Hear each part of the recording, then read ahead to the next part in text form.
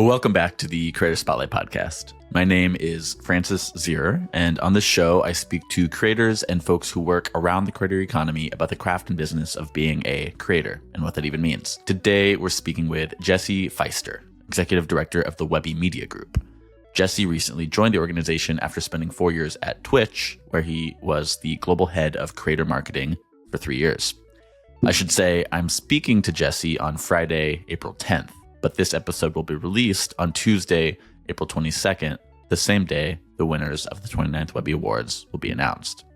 Jesse, thank you for being here. Francis, thank you for having me. It's a pleasure.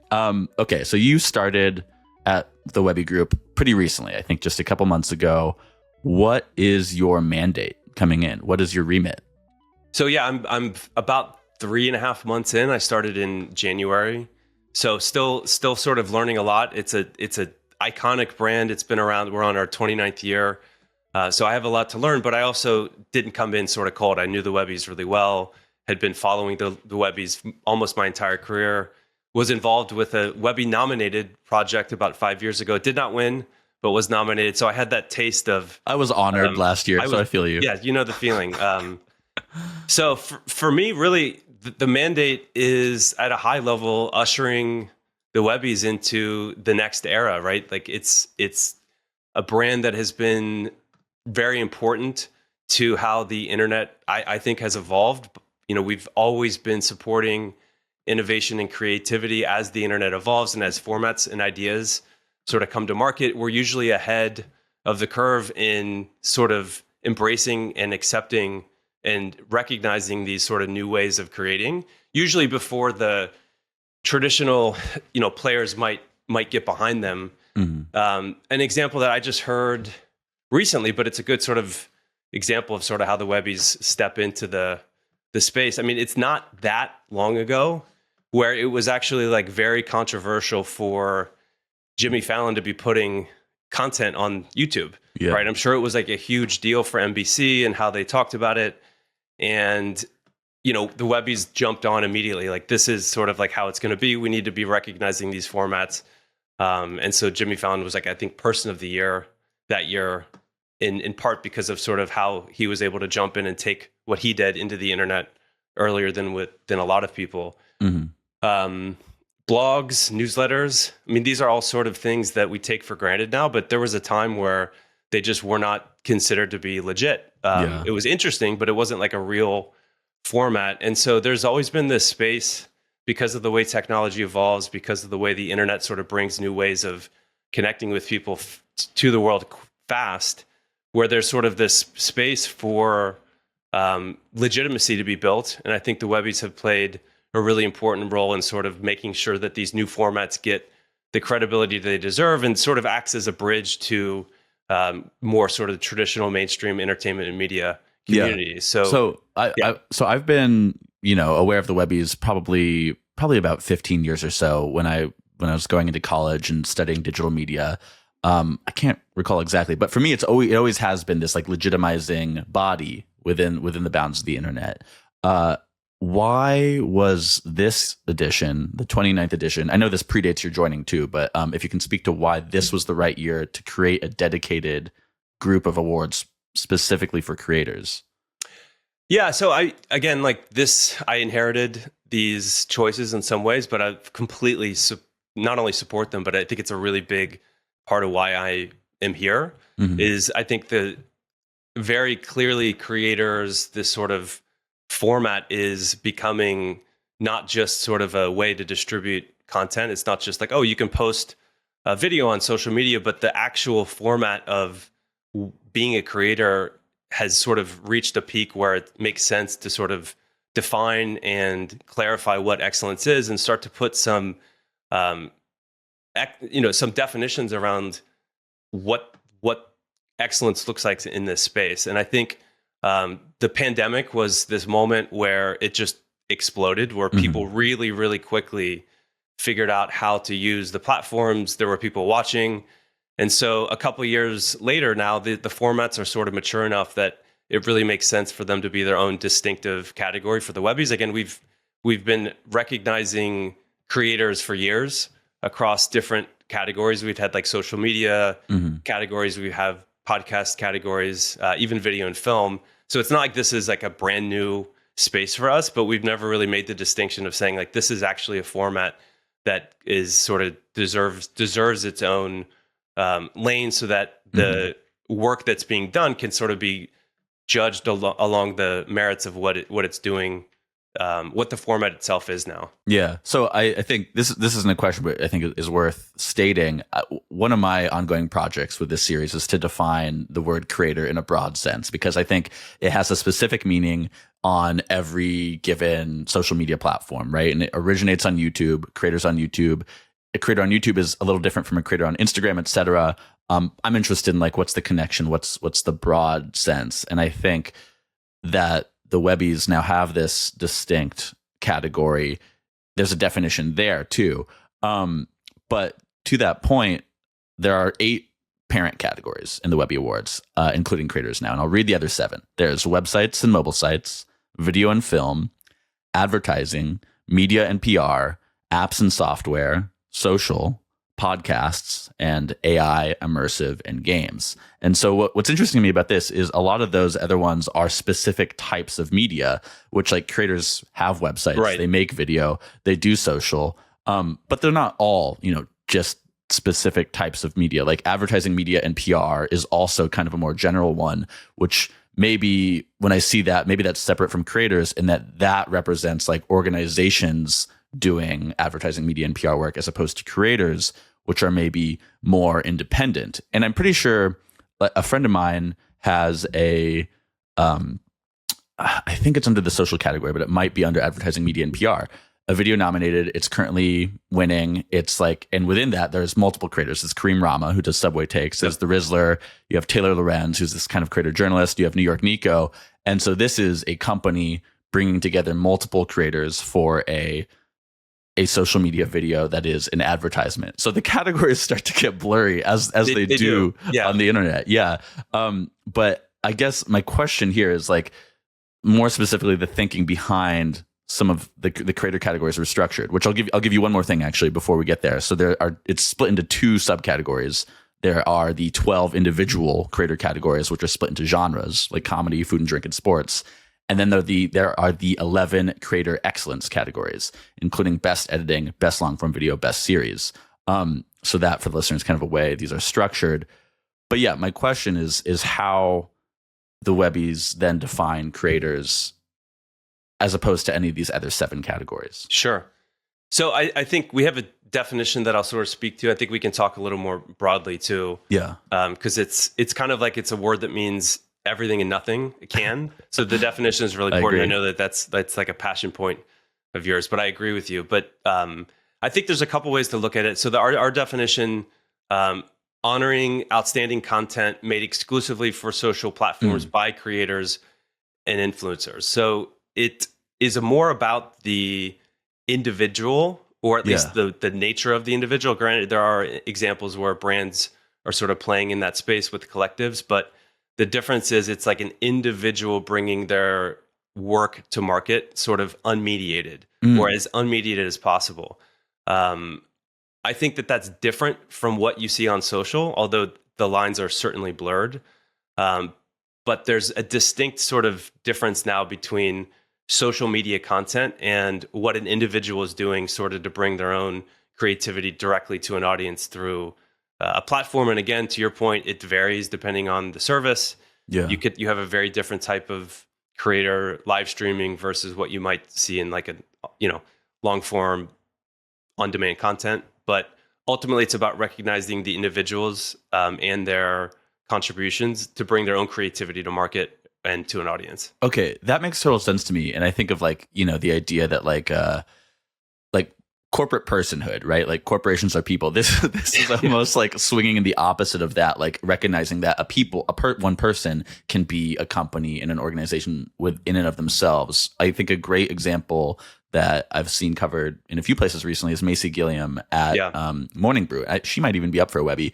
But she, I understand, recently signed a new contract with Morning Brew, where she has been doing work for them for maybe a couple years now, social videos and these series, and she has developed as a personality there. But she just signed a new contract with them that her agent negotiated, where her compensation increases, and then she also gets a percentage of revenue generated from advertising on these shows, merchandise around them, whatever. So she's shifting from an employee to a creator because she's kind of bearing the burden of pushing this thing forward, though she has resources, but she also gets the upside. And I think that's a definitive thing of a creator, is somebody who like has, you know, if not but high ownership of the business. Yeah, it's their own personal ownership over the brand, and you're bringing yourself to the space in a unique way. And again, like, it's going to evolve. Like, I don't want to act as if we've like nailed the definition and it's not going to change. I think this is our attempt at sort of putting some structure around it. We're keeping really close eye on what comes through. Are we sort of like appropriately structuring these awards? Is there somewhere that we should change? We change the awards every year to kind of reflect the feedback that we get from the community and sort of how the space that changes. So, but I do think that there's just become a distinct difference between what used to be social content and what now is much more around an individual sort of entrepreneurial contribution to that content, and how their own self-expression is sort of being not just brought to the creativity, but it's like essential to what is actually ending up being consumed. Hey, if you're enjoying this conversation, consider subscribing to the podcast. We release a new episode every Tuesday. All right, back to the show. So I want to move to your background for a little while. So you have early roots as a musician, and then you go to Wharton, you get an MBA, and we'll go back as far as that in a little bit. But I'm more interested in your most recent role, which was at Twitch. Sure. As I referred to at the beginning, you were the global head of creator marketing for 3 years, and you were at Twitch for 4 years total. I believe right before that you were in charge of music marketing in particular. Tell me about that switch from like music marketing specifically into starting to think about creators and formally working on the creator economy. Yeah. So I came to it was all about the pandemic. I think the pandemic will be this like critical moment. You joined Twitch like right around the start of the pandemic. Right at the start of the pandemic. Yeah. And there was this influx of musicians who were all at home and needed a way to sort of connect with their fan bases, and streaming was such an obvious thing for musicians to do. And it was still is an early format. Like, you can of course stream yourself performing, but there's a lot more to live streaming than just like playing a concert. That's all about interaction and community, and you know, having a back and forth with chat is really the core piece of Twitch. So I came initially to help the music category grow, to help kind of bring the musicians who were already on Twitch into sort of a space where they could grow on Twitch and get the most from it. And it was an explosive time. It was awesome to see. We brought everybody in the world streamed on Twitch over the course of that couple years. Some of it really retained. Some people went back out on tour when the world opened up and used Twitch maybe intermittently. But what I sort of realized when I came into Twitch, and I knew a little bit about gaming and live streaming, but my expertise was in music. But to your point, my experience as a musician, I did the DIY musician thing for years, like 10 years. We'll get into it. You're signed to labels, yeah. Signed to labels, all the different things you can do without getting rich or famous. I think I've done everything as a musician. So that's why you get an MBA. Yeah, eventually you're like, okay, I gotta get my life together. Yeah. But the thing that I was most, I would say, I was pleasantly surprised at Twitch to see the kind of core creator. And I really, really, it resonated with me, that entrepreneurial creator. Yeah. I said, I may not understand every single game on Twitch, but what I do get is that these are people who are creative and they have a dream of sort of like getting into their own world. And they're going to just get up every day and work hard and sort of stream and grind and try to take themselves from where they are today to like whatever their dream is. Yeah. And I just got that. I was like, that makes sense to me. If nothing else, pull themselves up by their guitar strings. Yeah. It's very similar to we're going to go out and book shows. Like for me, it was a MySpace era. Mm-hmm. And I just really connected with the grind of what these Twitch streamers were going after and how important it was to their identity and how it's just like a really, really important experience for people to have. So I think that sort of allowed me to step into the broader creator role appropriately. It was like, I'm not going to be the expert on every single game, but that's not really what live streaming is about. It's about creators wanting to sort of express themselves in different relationship ways. between the person and connect chat. with an audience. And I think for me, was more than anything, it was that journey of sort of that entrepreneurial journey. And I really framed a lot of my work in creator marketing around that. Like, how do we help people who are really going after careers in the creator economy get the support they need, understand what they're up against, but also what the opportunities are in appropriate ways, and ultimately monetize to the extent that they can make a living, right? That's always the goal, is like, how do you get someone into the place where they can do this full time? There's a bigger conversation around that, right? Is that right for everybody? Is that sustainable? For some, certainly, but for many, it becomes sort of a hobby. And there's all sorts of value in between, right? You can get a lot out of the experience. But I had a great time working with these live streamers, and I found that I had way more in common than I thought I would, because it was the same grind. I was like, oh, I get it.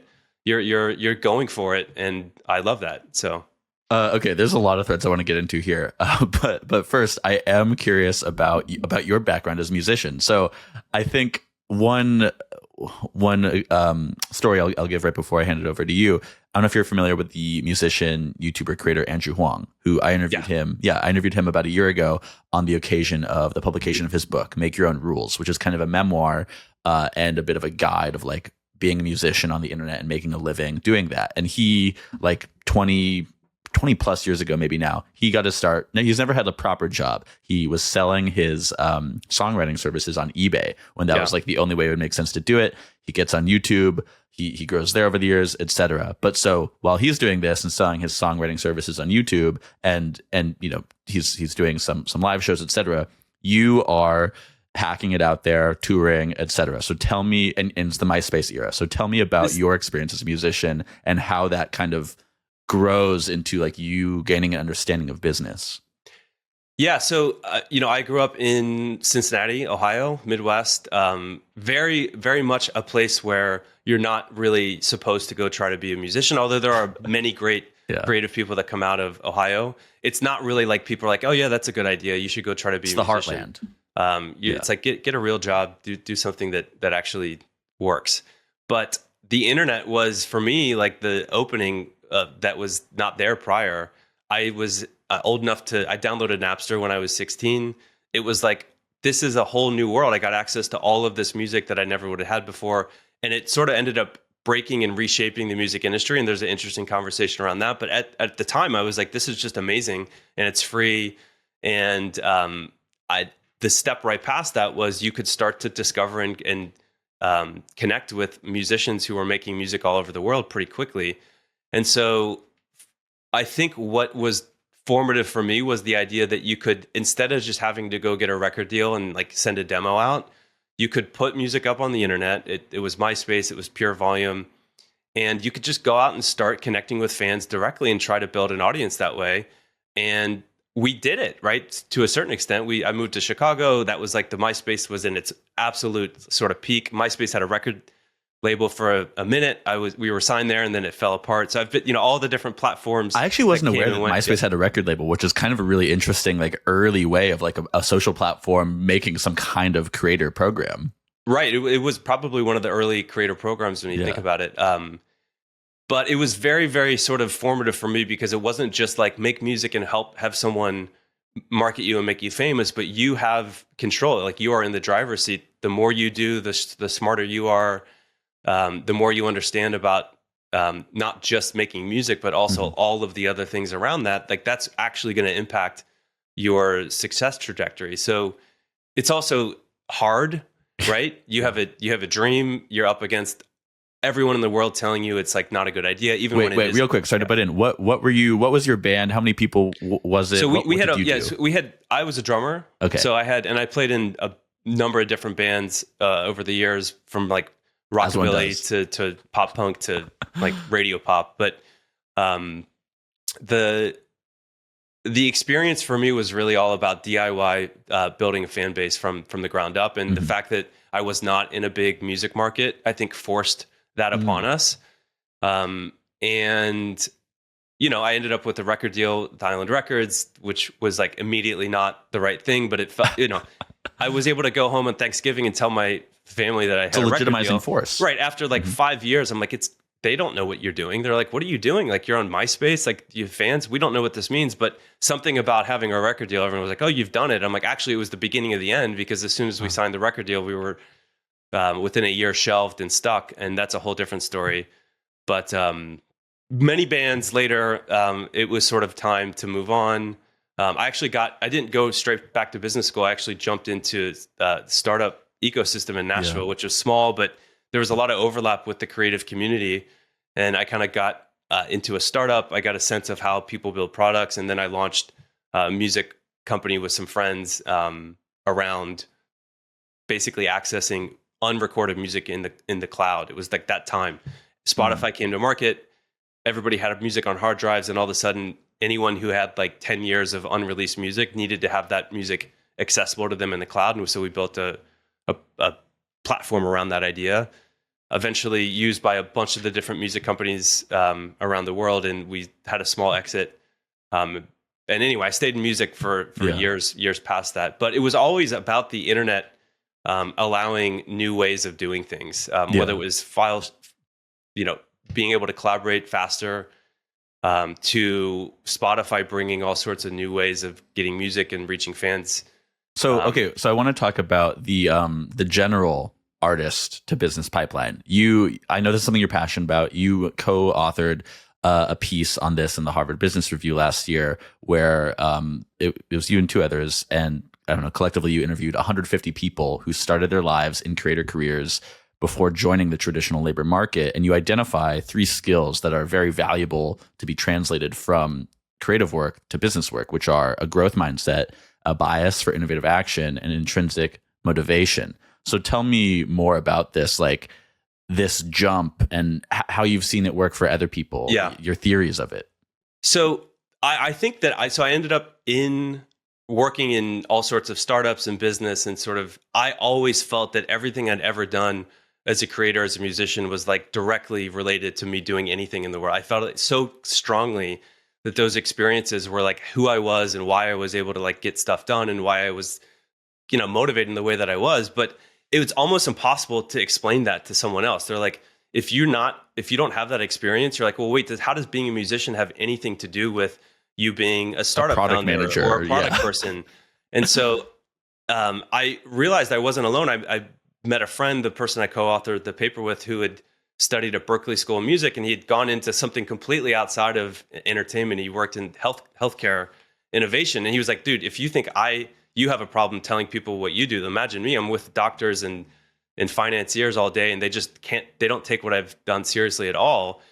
And yet we both felt that this was really core to how we were able to succeed as professionals. So we thought it was interesting. We found a professor at Wharton who had tried to be in a band for a while as well. And he's like, I get it. I can help you structure this research. And we went out and found 150 people who had sort of similar backgrounds. And again, like being in the creator economy, I think the insight was, look, we were musicians. This has always been a thing. You grind, you figure yourself out. And those experiences can be really valuable in professional settings if you sort of know how to bring them to the table the right way. Allow me to give you another of my theories for a second. So it's something I've been workshopping, this kind of horseshoe theory of agency. So in the middle of the horseshoe, right, low agency, you're not doing much. On the opposite ends, on one side is like the DIY artist, the punk, the techno DJs throwing warehouse raves, right? And then on the other end of the spectrum, you have the people starting tech startups, et cetera. The kind of you can just do things tech startup culture versus DIY music and art culture. And I think I'm still workshopping this, but if there's a difference, like either way you go from the center, you're getting higher agency, but one side is maybe more like art and like social focus, and the other side is more like commerce profit focused. And again, maybe flawed, and just it's a spectrum, whatever. But what you're kind of talking about is like how people jump the horseshoe, or like the space between the ends of the horseshoe. Absolutely. And so big picture, there was a lot of people doing this for years. The creator economy is new, but the creative sort of experience is not. But now you're going to have 10, 100 times more people who had this experience that we had. And our insight was like, let's go figure out what works, because there's going to be a lot of people who decide at some point that for whatever reason they want to do something else with their lives, even if they've been really successful. There's going to be plenty of creators who don't want to do at 30 what they wanted to do when they were 20. And that's completely reasonable sort of way to evolve. But you're going to need to make sense of your experience and be able to bring that into the next phase of your career. And we had struggled with it. It's not just like, oh, I know how to do things. You also have an identity crisis because you thought you were a musician, but now you're in another setting. So we went back and talked to 150 people who had comparable experiences across the arts, right? It wasn't just musicians. It was everyone from artists to filmmakers to really anyone who you might fit the definition of like a creator, entrepreneurial creator. And we analyzed their professional experience and talked to them about how they thought they succeeded. These are now CEOs, product managers, people who are sort of established professionally. And those, to your point, that we found a couple common themes. What did you figure out through your creator experience? What did you develop that then you've been able to bring with you to your professional life? And all of them, interestingly, not a single, everyone says, this is why I succeeded. Because I had this early experience, because I really figured myself out and developed these entrepreneurial skills, like that is why I was able to sort of be where I am today. And they also were like, yeah, I never can explain it to anyone. So we're like, all right, we're onto something, because people, we're not alone. And it's you said pursuit of a personal vision. It starts there. Most people have this most of the people we spoke to had this sort of like moment in their life where they're like, I am going to do this. I have a creative calling and I'm going to go out and start to take the sort of entrepreneurial steps necessary to make this happen. As we talked about earlier, I'm going to bring my own creative work to market in some way that's not just, I have more agency over the process. And learning through practice was the other one. Most people figure skills, they're able to kind of pick up new skills because you have to, right? You probably know how to edit videos now just because you're like, I want to get my ideas out into the world. And exactly. that is a mindset around skill development that not everybody has, because not everybody has to figure it out that way. And then finally, there was this idea of identity and work. People really, as a creator, you really identify with what you're doing in a way that's like you're intrinsically motivated. And so those sort of values translated into business speak pretty neatly, where you ended up having, a bias for innovative action. Well, that's basically just pursuit of a personal vision. Like it's just a different language for the same thing. Yeah. Learning through practice is really about a growth mindset, buzzword in the corporate community, growth mindset. We all want growth mindsets. Well, every creator in the world has one, because they have to figure out how. You got to find your audience. You got to figure out how to do it, right? You're going to figure out how to do the things you need to do to make it happen. And then identity and work is really just intrinsic motivation. And so we were like, this is beautiful. All of these things that we kind of couldn't articulate are like famous business buzzwords that every company in the world is seeking. Every company on the values list. We are looking for a bias for innovative action, growth mindset. It's like literally out of the job descriptions that you read everywhere. And we're like, well, this is what you learn as a creator. You become this person, but the language isn't necessarily there for everyone. So the goal of this sort of research and this work is to help give creative entrepreneurs a language to talk about their experience, so that when they do decide to, if and when they do decide to sort of evolve, that they can have continuity in that experience. It's not like I did this thing and now I do something else. Well, you're always going to have yourself, and you're going to bring yourself to whatever you do. And that experience you build as a creator is, in my experience, core to everything else you're going to do, but you need to be able to explain it to people. I totally agree. It's just a language thing, and it's not like you just have to understand some of these business lingo terms. We're like, everyone's writing books on these ideas, but like we're down here in grinding it out and actually learning it the hard way. Like, let's get some credit and that's what matters for it. So it's been awesome to put it out. We had so much inbound response from people saying like, this is me. I never had the language.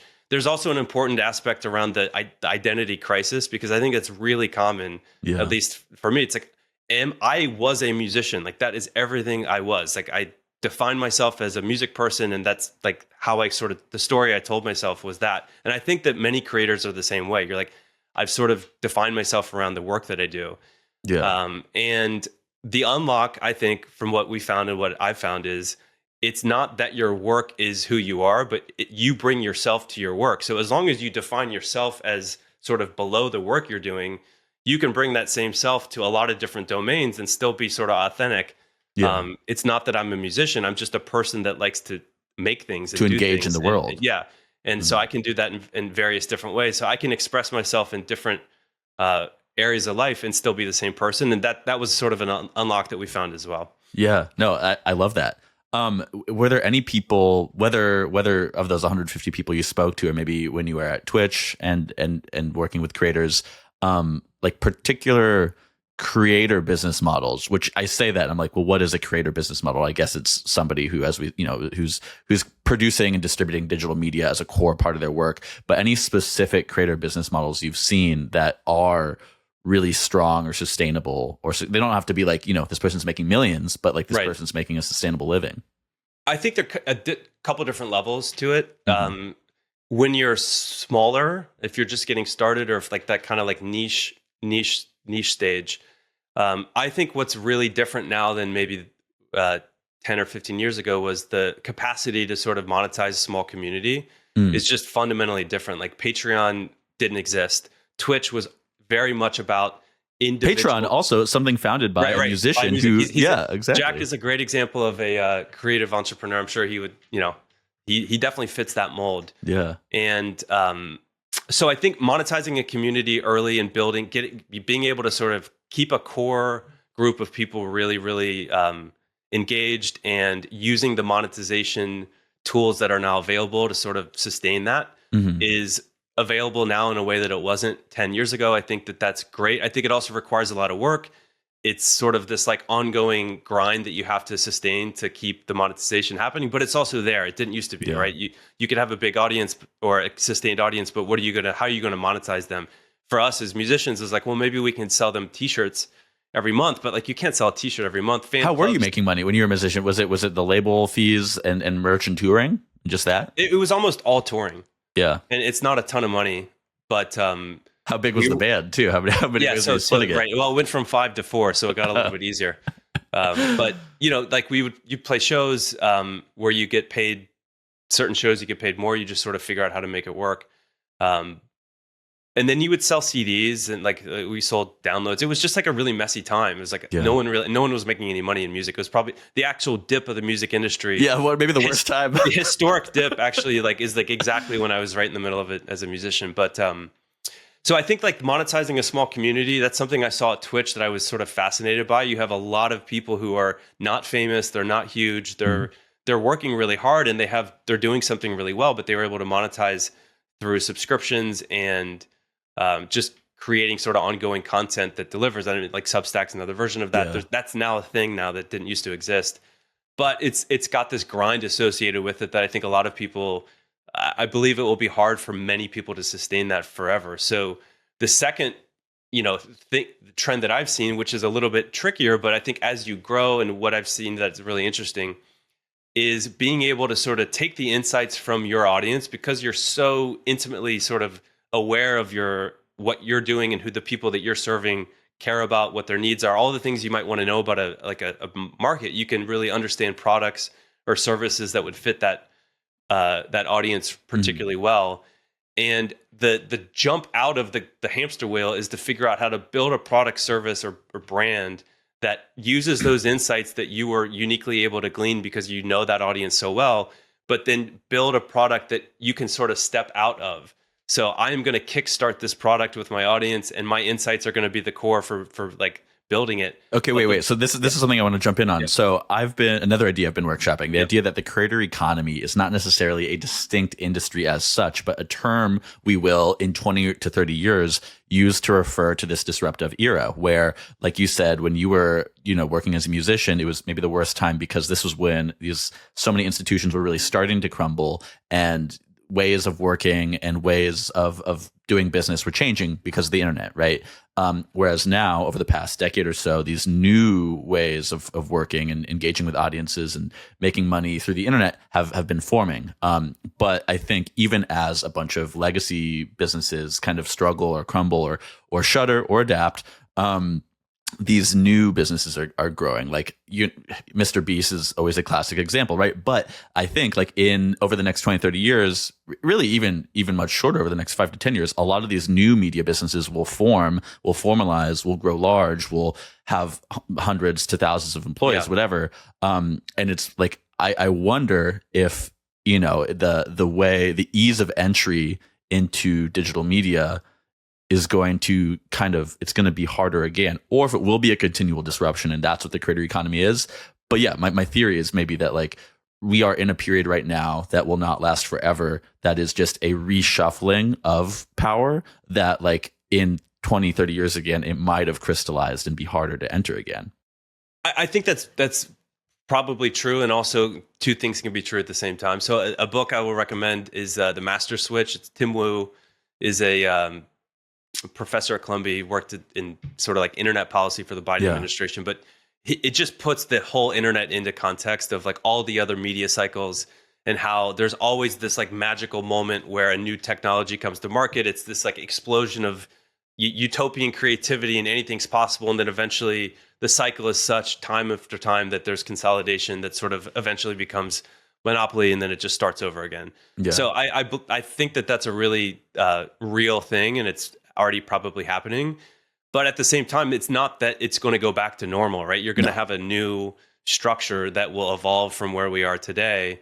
And I do think it's kind of what I was getting. That's kind of what I think where I was going, and what you were kind of picking up on is building brands and products is going to really change because you have the insight of the audience at your fingertips in a small way.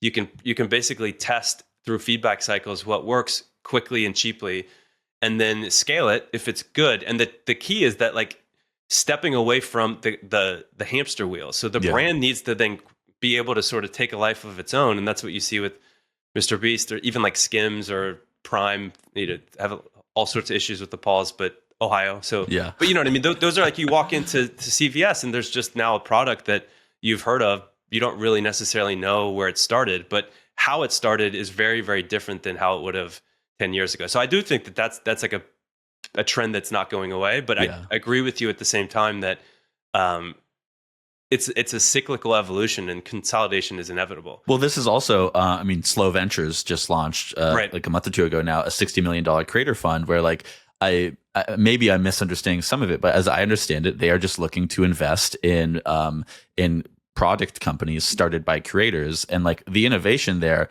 is simply that these creators have these large built-in audiences. So the theory is it'll be easier to stand up a new business because they have this distribution and loyalty. Kickstart. Yeah.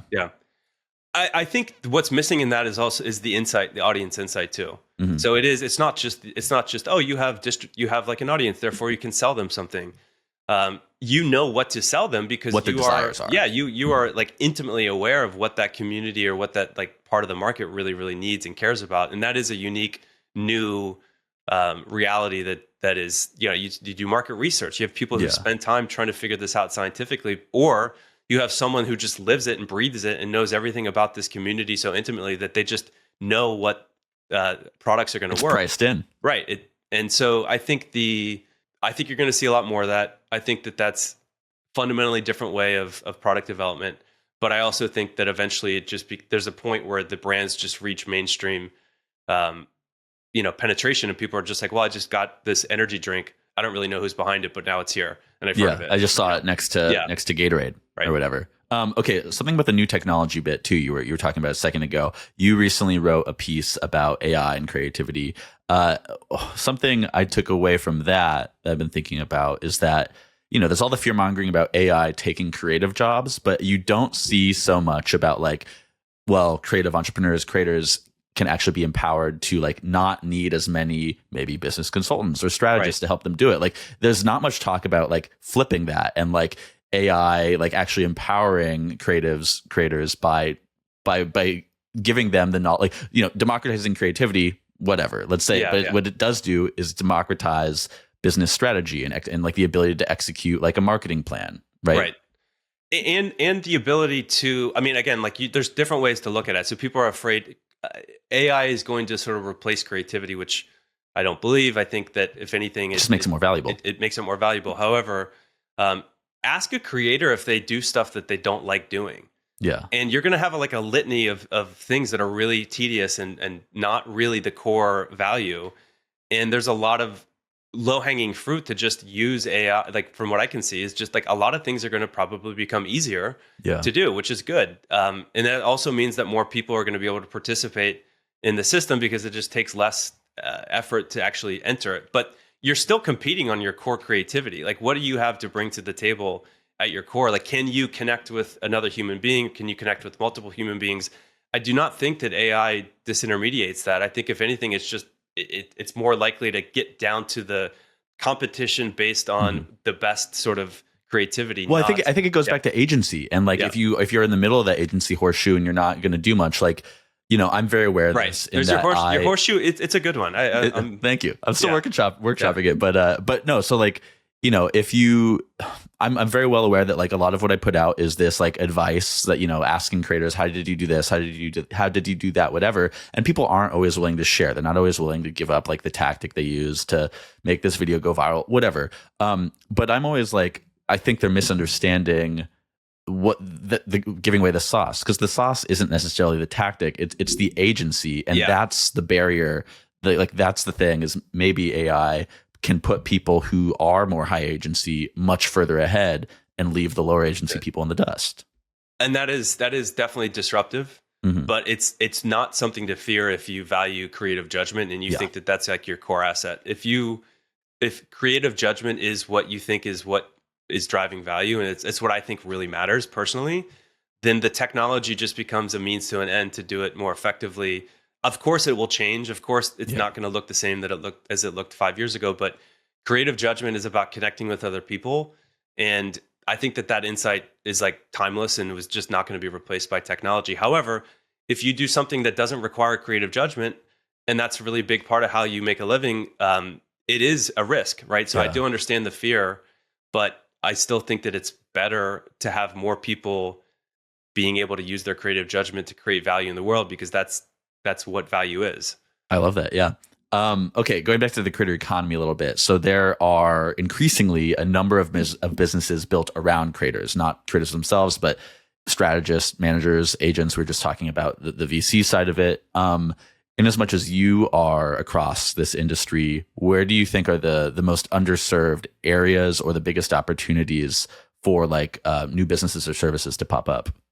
It's a good question. I'm going to say some that come to mind. I'm sure if others will come to mind later. But the one that I think that the tediousness of the creative process and like just the pure amount of effort that goes into creating, managing, and tracking content is, and I saw this in music, so I think I've built products around these problems. Creative operations. I used to work at a company where we made a product for that. Yeah. It's still a pain. It's not that easy, right? It still takes a lot of tedious effort. And so I see that. I think maybe just as someone who's been in it, I'm like, man, I don't want to do those things. I want to focus on being creative or doing something that really matters and use my judgment. So I look to that first. Like I would love for it to be, the easier it becomes to sort of manage the creative process, I think that's always going to be valuable.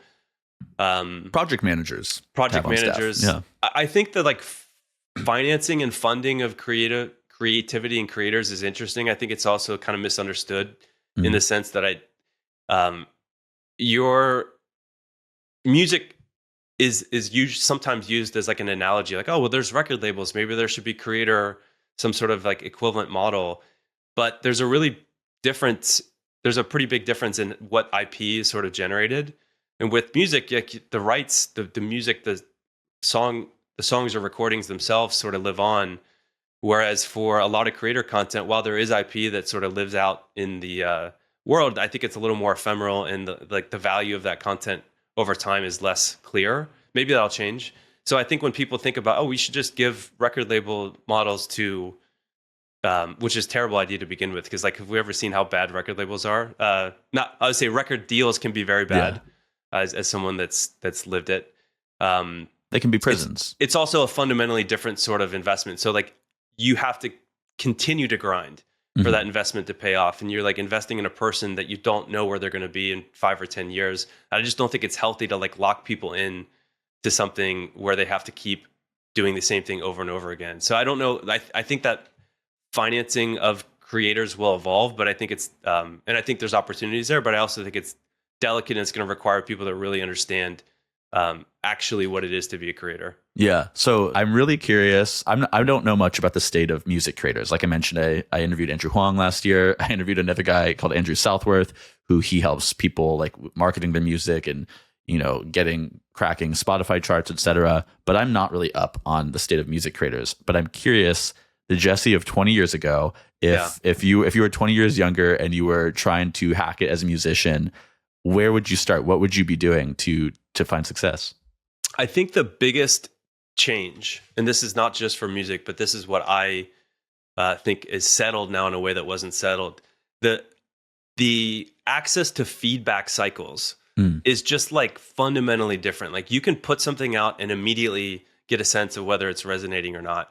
And that as a musician in 2008, 2010, 2012, you would like sit and just like argue over whether well, people are going to like this or they're not going to like it. And like you could spend like months and months before you put anything out, and then you kind of were committed to it. Whereas now, and I think this is what's happening in music, like people are really able to put music out quickly and get a sense of whether it's reacting or not. And that's amazing because it really gives you a directionally insight onto like, is this going to work or not? But it also like kind of risks the intuition, the artist's intuition.